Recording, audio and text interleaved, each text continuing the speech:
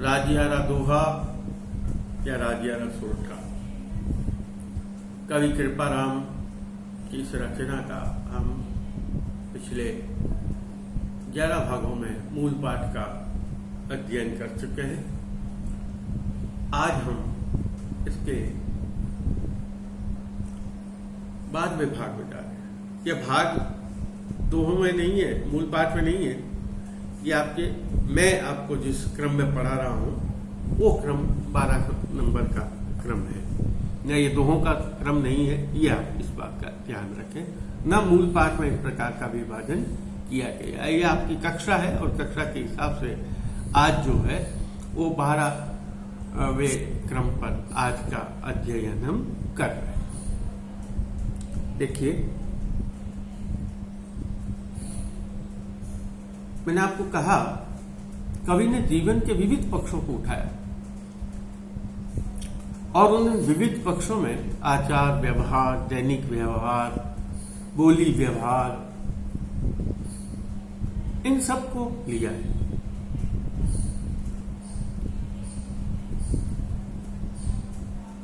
आज का जो हमारा क्रम शुरू होगा, उसमें जो शुरू उठाया है उसमें कवि ने यह बात बताई है कि हमें हमेशा मृदुभाषी होना चाहिए, मीठा बोलना चाहिए, कभी किसी को कड़वा नहीं बोलना चाहिए। कारण क्या है? कवि ये मानता है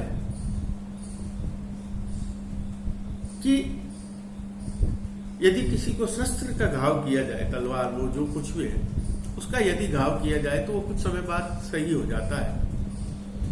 लेकिन यदि आपने किसी व्यक्ति को चुभती हुई बात कह दी, कोई कठोर शब्दों का प्रयोग कर दिया, तो फिर वो शब्द उसके कलेजे में चुभ जाते हैं और वो चुभे हुए शब्द जिंदगी भर व्यक्ति याद रखता है और उनकी कोई औषधि भी नहीं होती। इसलिए कवि ने ये कहा कि व्यक्ति को कभी भी कठोर वचनों का प्रयोग नहीं करना चाहिए, व्यक्ति को मृदुभाषी होना चाहिए। देखिए क्या कहा।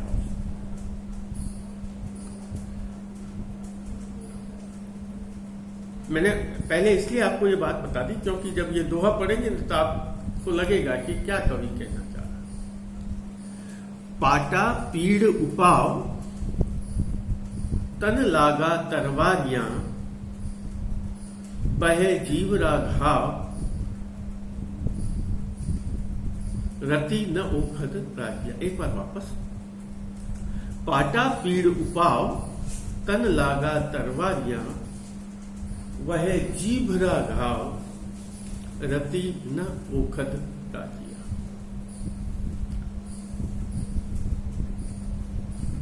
पाटा पीड़, पाटा कहते हैं पट्टी बांधते, चोट पर हम कोई कपड़ा पट्टी बांध देते, बैंडेज जिसको हम। पीड़, पीड़ आप समझते हैं चोट है। उपाय, यदि हमारे कोई चोट लग जाती है तो हम उस पर पट्टी बांध देते, चोट दवाई लगा के चोट सही हो जाती है।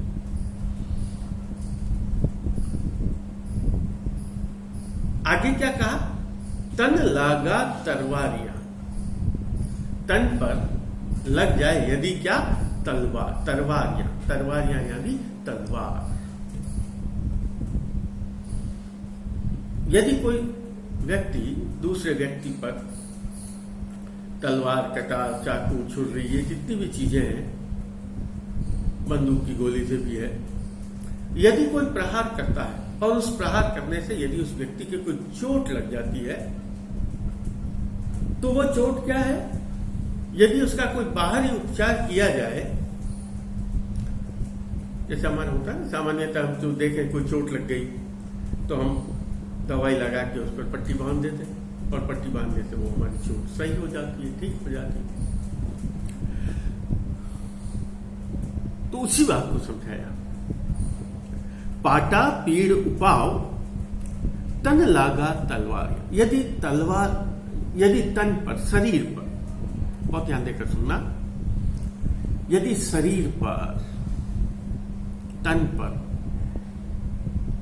किसी प्रकार से भी यदि तलवार का घाव हो जाए, यहाँ तलवार का नहीं, आप ये नहीं कहेंगे चाकू से घाव हुआ तो ठीक नहीं होगा, या और किसी प्रकार की, किसी भी प्रकार की बाह्य चोट लग जाने पर, बाह्य प्रहार हो जाने पर रक्त वगैरह बहता है, तो उसका उपाय है। और वो उपाय क्या है? हम उस पर पट्टी वगैरह बांधे, पाटा बांधना कहते हैं उसको, अगर वो बांधे तो वो पीड़ हमारी कुछ समय तक हमें कष्ट जरूर देती है, लेकिन उसके बाद ठीक हो जाती है।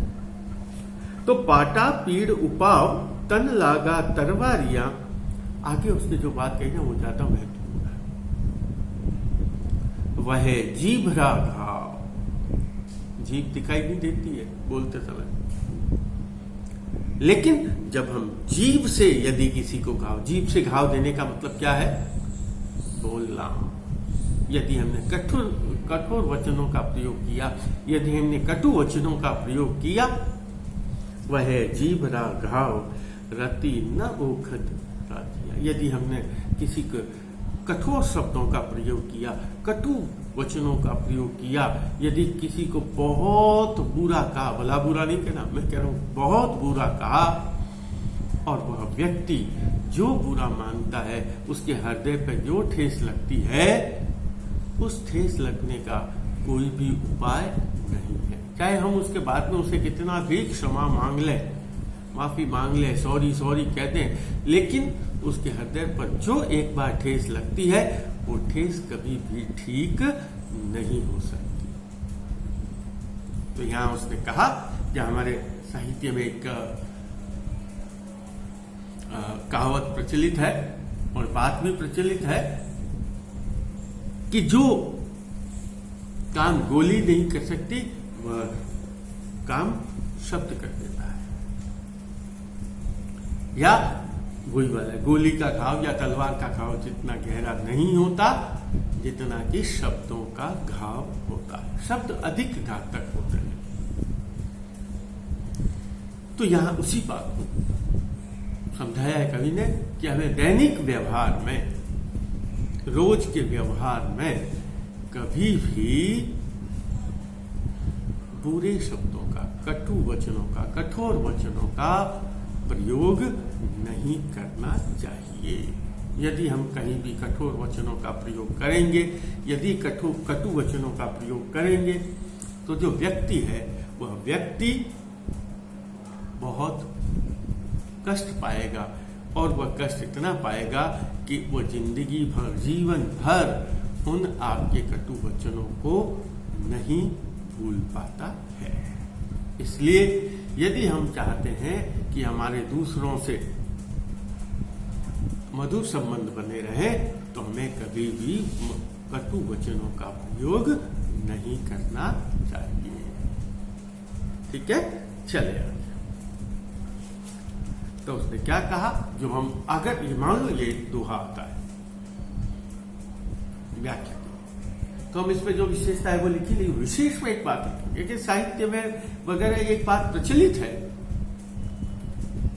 कि शब्द में इतनी शक्ति है जो कि गोला बारूद ताकत गोली में नहीं है, या शब्द की शक्ति तलवार की शक्ति से भी अधिक होती है, अधिक घातक होती है। वही एक मीठा शब्द हमारा दोस्त बना लेता है, और वही कड़वा शब्द हमारे रिश्ते समाप्त कर देता है। तो शब्द में इतनी बड़ी शक्ति है कि वह जीवन भर का संबंध बना या बिगाड़ सकता है। इसलिए हमें शब्दों का प्रयोग करते समय, आप जब आगे की क्लास में आएंगे तो एक शब्द अमृत करके कन्हैया लाल सेठिया की कविता है, और उसने कहा इन शब्दों का बिल्कुल सही प्रयोग करना चाहिए। ये अमृत है, शब्द जो है, उन्होंने कहा शब्द जो है अमृत है, और इसको कभी भी सस्ते रूप में प्रयोग नहीं करना चाहिए। इसको सस्ते रूप में प्रयोग करके इसके स्वरूप को, इसके महत्व को कभी भी समाप्त नहीं करना चाहिए। लीलकांत नाम की रचना है और उस रचना में शब्द अमृत नाम की जो कविता है, उस शब्द अमृत कविता में इस बात का उल्लेख किया। ठीक है, चलते नेक्स्ट। कई बार क्या होता है कि हम अपने लघु व्यवहार, लघुता का मतलब है यहां छोटेपन से, निम्न व्यवहार से, ओछे व्यवहार से क्या करते हैं, बहुत जो बड़े व्यक्ति है ना, उन बड़े व्यक्तियों की निंदा करते हैं, उन बड़े व्यक्तियों का बुरा करने का सोचते हैं, उनको भला बुरा कहते हैं।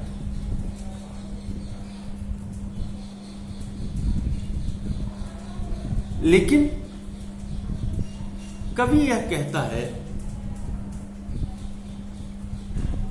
कि यदि हम ऐसा प्रयास करते हैं, बहुत बड़ा व्यक्ति है, बहुत बड़ी शक्ति है, माना कि शक्ति के सामने यदि थोड़ी थोड़ी शक्ति करी जाए तो वो दबा सकते हैं, लेकिन बहुत असंभव है। तो उसने कहा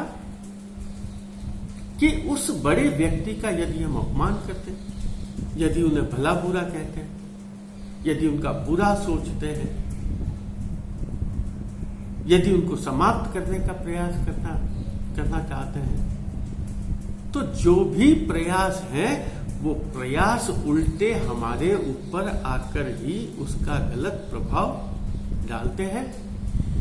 बड़े व्यक्तियों के व्यक्तित्व पर, बड़े व्यक्तियों की महानता पर, बड़े व्यक्तियों के जीवन की उच्चता पर उसका कोई प्रभाव नहीं पड़ता, क्योंकि वो इन बातों से बहुत ऊपर उठ जाते हैं और हमारे छोटे क्षुद्र विचार, हमारे छोटे ओछे विचार, उसकी उस महानता पर उसका कोई भी असर नहीं होता।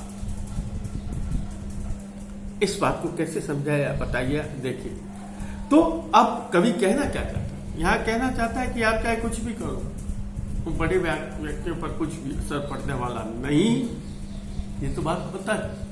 लेकिन हमें यह कहा है, हमें यह समझाने का प्रयास किया है कि हमें जो उच्च लोग हैं, जो महान लोग हैं, जो आदर्श व्यक्तित्व हैं, जो महान व्यक्तित्व हैं, उनका कभी भी बुरा सोचने का, अपमान करने का, उनके विरुद्ध बोलने का प्रयास नहीं करना चाहिए, क्योंकि यदि हम ऐसा प्रयास करते हैं, वह प्रयास उल्टा हमारे ऊपर ही आकर हमें कष्ट पहुंचाता है।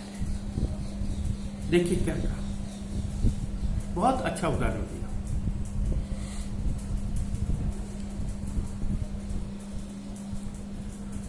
जैसे आपने देखा होगा कि सूर्य चमकता है, सूर्य गति भी पृथ्वी गति भी करती है, सूर्य इधर से उतार अस्त होता है, उदय होता है। और कई बार हम देखते हैं कि बादल आते हैं, सूर्य का प्रकाश कम हो जाता है। इतना ही नहीं, कई बार मिट्टी की आंधियां आती है, तूफान आते हैं मिट्टी के, तब भी वह सूर्य का प्रकाश कम हो जाता है। लेकिन जैसे ही वो बादल हटे, जैसे ही वो मिट्टी का तूफान कम हुआ और वह सूर्य अपना पुनः वैसा ही तेज, वैसा ही प्रकाश फैलाने लग जाता है। अब हम उसको देखकर, उस तूफान को देखकर कि तूफान ने सूर्य को ढक दिया, आवृत कर दिया मिट्टी से, हम भी इस सूर्य को ढकें और हम क्या करें, छोटे लोग जो है ना, ये तुच्छ प्रयास जो करता है, हम सूर्य की तरफ मिट्टी उछाल, कि तूफान ने रोका तो हमारी यह मिट्टी भी सूर्य के प्रकाश को कम कर देगी, लेकिन कवि यह कहता है कि सूर्य की ओर फेंकी हुई वह मिट्टी उल्टी वापस हमारे ही आंखों में आकर गिर जाती है और वो हमें ही कष्ट देती है। इसलिए बड़ों के प्रति किया गया, महान लोगों के प्रति किया गया हमारी गलत प्रतिक्रिया, गलत जो बात कही गई है, गलत विचार रखे गए, अनुचित बात कही गई है, वह अनुचित बात लौट कर आती है और वह हमें ही कष्ट देती है। देखिए क्या, पालन भाण पड़ाखी कई मूर्ख उद्यम करे, उल्टी ऊँटे आंख रेत उछालियां राजिया। क्या कहा?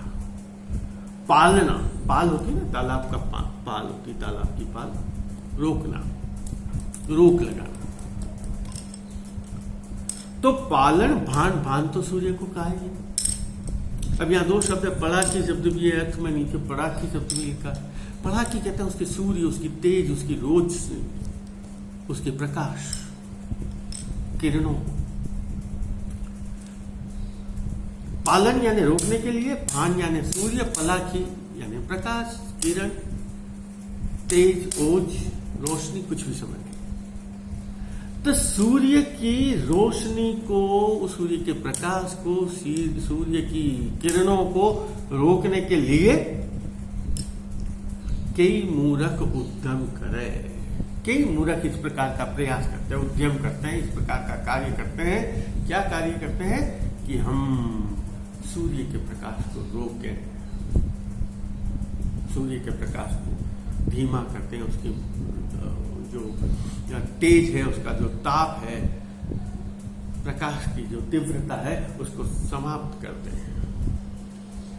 लेकिन क्या होता है, उनका वह किया गया उद्यम, उनका वह किया गया कार्य, उनके द्वारा किया गया प्रयास उल्टी फूटे आंख। ऐसा कार्य करने वाले को, क्योंकि वो मिट्टी ऊपर उछालेंगे और मिट्टी उछालते समय ऊपर देखेंगे और वो मिट्टी वापस उन्हीं की आंखों में आकर गिर जाती है। उल्टी फूटे आंख रेत उछालियां राजिया। यदि हम उस सूर्य के प्रकाश को रोकने के लिए, सूर्य के तेज को रोकने के लिए, सूर्य की रोशनी को रोकने के लिए यदि हम ऐसा प्रयास करते हैं, और वह प्रयास ऐसा होता है कि हम यह सोचते हैं कि हमने जो सूर्य की तरफ अगर मिट्टी उछाली है तो सूर्य का प्रकाश कम हो जाएगा, सूर्य का तेज कम हो जाएगा, तो यह हमारी भूल है और हमारा यह किया गया उद्यम, हमारे द्वारा यह किया गया कार्य बिल्कुल व्यर्थ होता है।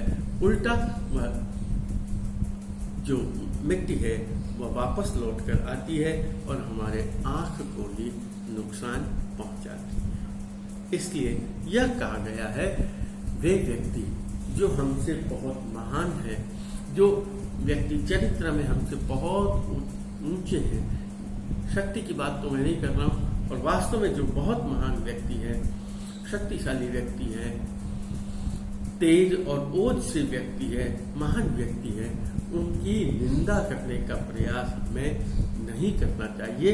क्योंकि यदि हम उनको निंदा करने का, उन्हें नीचा दिखाने का, उनकी बुराई करने का यदि प्रयास करते हैं, तो वह प्रयास पुनः हमारी तरफ ही लौट कर आता है और वह बुराई, वह निंदा, वह निम्न कार्य किया गया कार्य हमें ही परेशान करता है या हमारे लिए ही कष्टकारक हो जाता है। वैसे पर निंदा का त्याग तो करना कवि ने वैसे भी कहा है, लेकिन यहाँ उस सूर्य के उदाहरण से कवि ने समझाया है कि हमें जो महान व्यक्ति है उनकी निंदा करने से, उनकी बुराई करने से या उनके प्रति बुरा कार्य करने से हमें हमेशा बचना चाहिए। ठीक है, चलिए अभी पहले वाले दोहे में शब्द आया था पालना, पालन।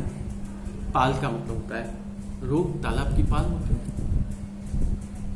वो पाल, जैसे पालो शब्द कहता भी है, रोकने के लिए शब्द का प्रयोग किया जाता पालो। यहां पाला शब्द बिल्कुल एग्जैक्टली यहां आया। हमारे एक कहावत चलती है, लोकोक्ति भी है, और वो भी यही कहा है, पानी पहली पाल, पानी पहली पाल बांधो। यानी जो मुसीबत आनी है, जो समस्या आनी है, जो कार्य होना है, उस कार्य का हमें, उसके कार्य करने के लिए हमें पहले से ही तैयार हो जाना चाहिए। अच्छा या बुरा जो कोई भी कार्य हमारे लिए आ रहा हो, उस कार्य के लिए हमें पूर्ण रूप से तैयार हो जाना चाहिए। कैसे तैयार हो जाना चाहिए उसकी बात समझाया उसने। क्या कहता है कभी यहां, जो बिल्कुल पानी पहली पाल, समझ लीजिए वही कहावत को दोहे रूप में बताया। मैं पहले आपको समझा देता हूं ताकि आपके दिमाग में वो दोहा सेट हो जाए, फिर अपन उस अर्थ के हिसाब से करें। हमें पता है कि बारिश आने वाली है, तालाब में पानी आएगा और तालाब में पानी की आवश्यकता भी, तो हमें उसकी पाल को पहले से ही बांध बूंद कर तैयार करके रखनी चाहिए ताकि पानी आए और वो वहां रुक जाए। और अगर हम क्या करें कि जैसे ही बारिश आई और अब अगर हम प्रयास करेंगे पाल को बांधने का, तो जो बंधी हुई पाल है ना, वो भी बह जाएगी। और जो भी हम प्रयास कर रहे हैं, क्योंकि जो वेग होता है ना, जो प्रवाह होता है ना, वो उस पाल को रोकता नहीं है। ये तो एक उदाहरण दिया है। उसने कहा जो भी बुरा कार्य या जो भी अच्छा कार्य, जो भी हमें लगता है कि इस कार्य की संभावना है और ये कार्य होगा, उस कार्य से निपटने के लिए, उस कार्य का सामना करने के लिए, चाहे मैंने बार बार कह रहा हूं, चाहे वो अच्छा है या बुरा, उसके लिए हमें पूर्व तैयारी कर लेनी चाहिए।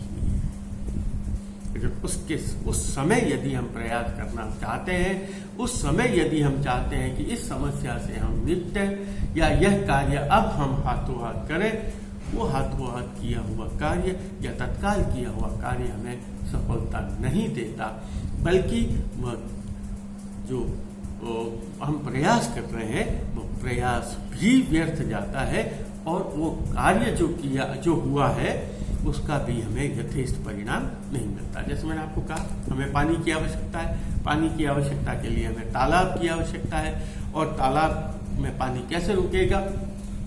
पाल से रुकेगा, दीवार से रुकेगा। अब पानी आ रहा है, हमने पहले से ही मजबूत से दीवार बांध कर रख दी तो पानी इकट्ठा हो जाएगा।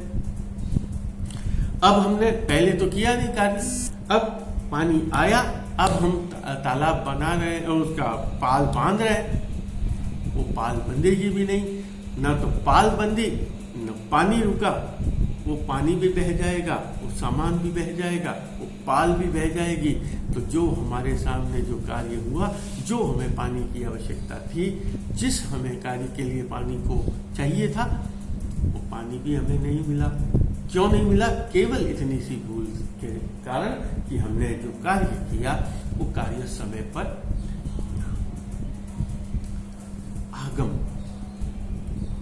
आगम बुद्धि रखनी चाहिए। आगम बुद्धि का मतलब होता है जो समस्या आने वाली है, जो कार्य होने वाला है, उसके लिए हम पहले से तैयार हो जाएं। देखिए क्या कहा, पाल तणो परचार कीधो आगम कामरो, वसंता घण बार रुके न पानी राजिया।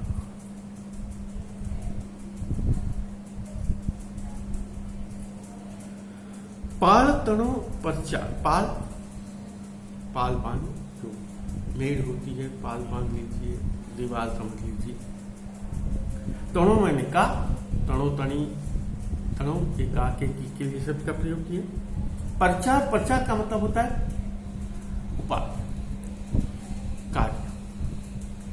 पाल के लिए किया जाने वाला कार्य, पाल के लिए किया जाने वाला कार्य, पाल के लिए किया जाने वाला उपाय। पाल के लिए क्या कार्य करेंगे?